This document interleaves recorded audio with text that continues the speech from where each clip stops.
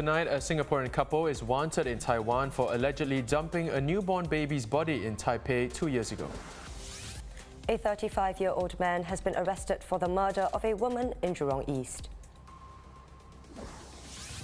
And Singapore gets its first batch of Moderna vaccines ahead of schedule.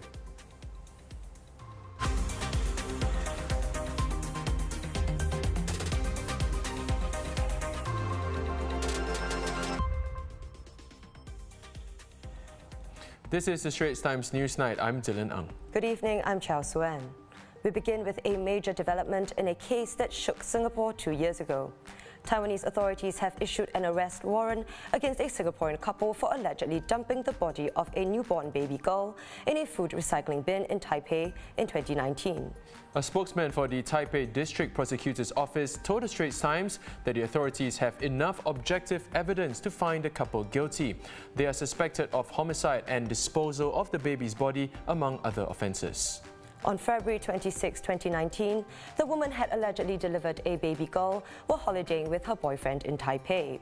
The baby's body is said to have been dumped in a food waste bin of a restaurant and was transported by a garbage truck to a recycling plant. The body was found in a garbage bag hours later, with the placenta and umbilical cord still intact. The authorities learned that the couple had checked out of the hotel the very same afternoon and flew back to Singapore. The couple can only be arrested if they enter Taiwan. The woman, now 26, and her boyfriend, now 25, have stayed out of the public eye since the incident, but the man announced on social media on October 24 last year that they had gotten engaged.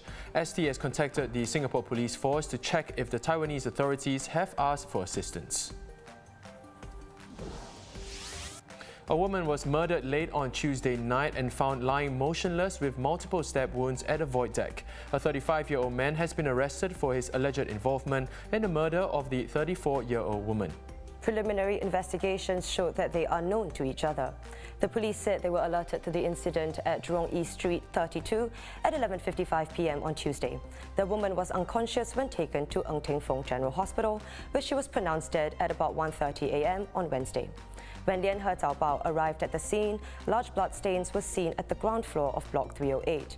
The SCDF said that 2 people were taken to the hospital. The police said that the man will be charged with murder, which carries the death penalty on Thursday. Investigations are ongoing.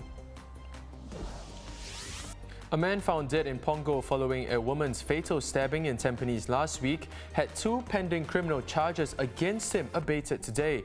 This means that Ng Chi Kok's court proceedings on these charges have come to an end. On February 10th, Ting Su Yin, who had married Ng in 2000, was found lying motionless at the void deck of Block 206 Tampines Street 21. The mother of 3 was covered in slash wounds on her neck and died later that day. In other news, the destruction by mistake of a 70-hectare Kranji woodland has left nature lovers speechless. Dr. Sean Lam, the president of Nature Society Singapore, said he was completely taken by surprise, but also said that he will wait for the result of the investigation and keep an open mind. I mean, we did know that there were plans for this area, but just to wake up one day and to find out that there's this unauthorized and premature clearing of this area, even before a planned biodiversity survey could be completed, leaves you a little bit speechless. And it was particularly unfortunate, because just 2 weeks earlier, we had this very stirring debate in Parliament about the value, the importance of the environment and the value of forests. And so again, the timing couldn't have been worse, maybe. This video, shot by the Straits Times today, shows the extent of the destruction. It was during a site inspection on January 13th that JTC Corporation discovered the unauthorized clearance at the site. The contractor Hua Tiong has apologized and said it's working with JTC to determine the cause of the lapse. And the first shipment of Moderna's COVID-19 vaccine has arrived in Singapore ahead of schedule. The Ministry of Health had initially said that the batch would be here around March. According to Transport Minister Ong Ye Kung, the vaccines came in this afternoon via a Singapore Airlines cargo flight SQ7137 from Brussels. The Moderna vaccine is the second COVID-19 vaccine to be approved for use in Singapore after the Pfizer-BioNTech vaccine. The next phase of the national rollout will begin on February 22nd, when seniors across the island start getting their jabs. Looking at the COVID-19 situation here, 11 new cases were confirmed today, one of which is in the community. The other 10 are imported cases. The Health Ministry said that most of them arrived before the requirement for on-arrival serology testing commenced. Banana Leaf Apollo has been charged for alleged COVID-19 breaches committed at its Little India arcade outlet in September last year. The alleged offences include having a self-service buffet and failing to enforce safe distancing between seated customers. The company is expected to plead guilty on April 1st.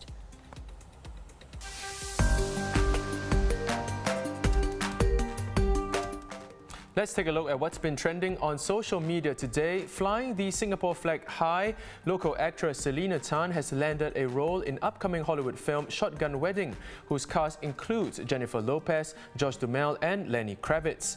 Posting on Instagram on February 13th, she said she was flying to the Dominican Republic, where the film is currently in production. Tan, one-third of stage trio Dim Sum Dollies, was previously in romantic comedy Crazy Rich Asians. Best of luck, Selena. Now this sounds like something straight out of a movie. The daughter of Dubai's ruler, who tried to flee the country in 2018, has accused her father of holding her hostage as she feared for her life. In footage shared with BBC Panorama, Princess Latifah Al Maktoum says commandos drugged her as she fled by boat and flew her back to detention. She had been secretly sending video messages to friends. But now the messages have stopped, and friends are urging the United Nations to step in. North Korean leader Kim Jong-un's wife has been seen in public for the first time in over a year. State media reported that Ri So-ju joined her husband at a concert on Tuesday to mark the birthday of former leader Kim Jong-il. She had not been seen since January last year, with her absence sparking speculation over her health or a potential pregnancy.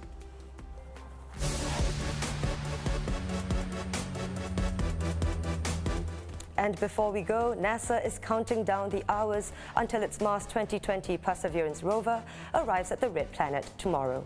Launched in July last year, the Perseverance is NASA's most ambitious Mars rover mission yet, focused on finding out whether there was ever any life on Mars.